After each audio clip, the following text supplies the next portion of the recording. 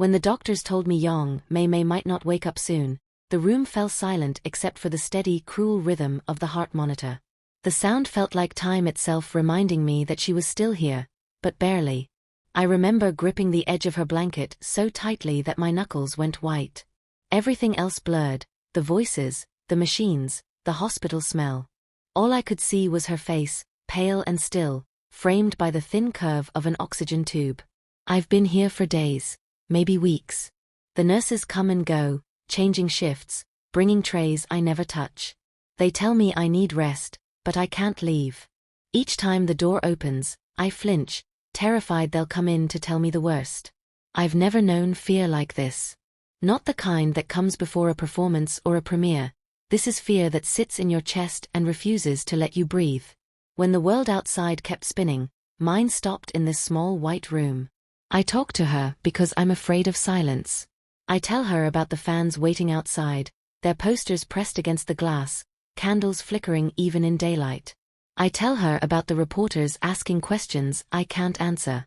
But most of all, I tell her about love, how it's stronger than pain, louder than sickness, and how she taught me that without ever trying.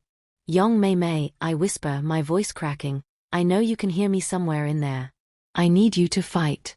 Please, fight for me. Every time I speak, I hope something will change. A flicker in her eyelashes, a twitch in her fingers. Sometimes I convince myself it happens. Hope is a cruel trickster, it feeds on imagination.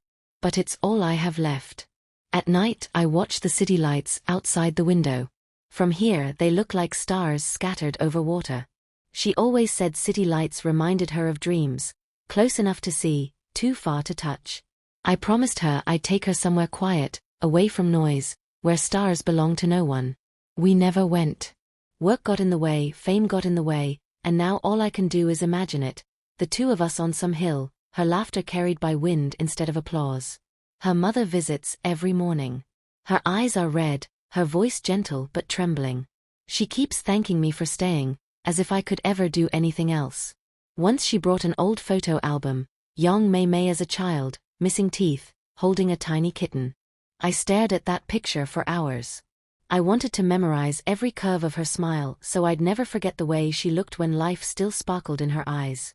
Sometimes I scroll through old videos on my phone, our rehearsals, interviews, the way she'd nudge me whenever I got too serious. Fans always said we had chemistry. What they didn't know was that it wasn't acting. Every line we shared on screen was built on something real. And now that realness hurts like fire. Yesterday a fan letter arrived at the hospital. It was addressed to both of us. The envelope smelled like perfume and rain. The girl wrote, "Your love gives me hope that true feelings still exist." I read that line over and over until my vision blurred. Because that's what Yang Mei Mei did, she made people believe in love again. I wonder if she knows how many hearts she's still healing while she sleeps. I lost count of the hours, but I remember the moment the nurse tried to pull me away. "You need rest," she said, her voice gentle but firm. I shook my head. My throat ached, but I said, "If she sleeps forever, I'll stay forever." The nurse didn't argue again. Around midnight the hospital quiets. Machines hum, lights dim. I sit beside her bed and talk softly, like reading a bedtime story. I tell her about the dreams I've been having, us walking through a field of white flowers, her hand warm in mine, her laughter echoing like a song. In every dream she turns to me and says, "I'm not leaving long." Then I wake up, and reality crushes me again.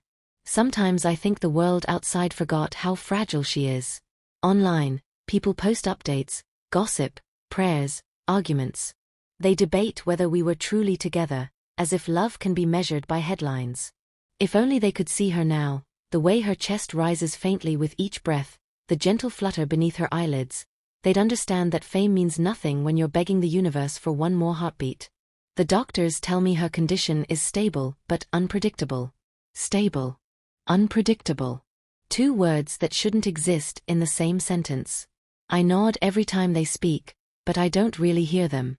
I watch their mouths move while my heart pounds like it's the only sound in the room. When the stress becomes too heavy, I take her hand and place it against my cheek. It's cold, but it's hers. I whisper secrets only she would understand, Small things. The way she used to hum under her breath before scenes, how she hated bitter tea but drank it because I loved it, how she always said love wasn't about grand gestures but quiet promises. This, I think, must be what she meant by quiet promises, sitting through the endless dark waiting, loving without answer. Her father visited once, silent and stern. He stood by the bed for a long time, his hand trembling above her hair but never touching it. When he turned to leave he said, "You remind me of her spirit. Don't lose it." I didn't know how to reply. I'm not sure I have any spirit left. It's morning now. The light slips through the blinds, turning everything gold for a moment. I imagine her opening her eyes, smiling at me, saying my name softly like she used to. I'd give anything for that. Every award, every stage, every applause. None of it matters compared to the sound of her voice. I remember one night before she got sick, we were filming a scene under fake rain. Between takes, we huddled under one umbrella, laughing at how soaked we already were. She said, "If I ever get lost, promise you'll find me." I laughed then. Now those words haunt me. Because I'm still trying to find her, even though she's right here. I lean close, brushing her hair from her forehead. "Mei Mei, if you're wandering somewhere far, follow my voice. It'll lead you home." The air feels heavy, thick with waiting. Then, for a split second, her fingers twitch. My heart nearly stops. I press the call button, shouting for the nurse. She comes rushing in, checks the monitors, shakes her head gently. "Reflex," she says. But I saw it. I know what I saw. I cling to that moment like a miracle. Hours later, the room grows quiet again. I sit there, replaying that small movement in my mind until it becomes an entire conversation. She's telling me not to give up. She's telling me she's still fighting. I close my eyes and answer, "I'm fighting with you." The truth is, I don't know what tomorrow will bring. Maybe she'll wake up. Maybe she won't. But I do know this, I won't walk away. Love doesn't end when the lights go out. It lingers, patient and steady, like the heartbeat I hear through the machines beside her. As night returns, I rest my head beside her hand. The smell of antiseptic fades beneath the faint scent of her shampoo. I whisper one last promise before sleep drags me under.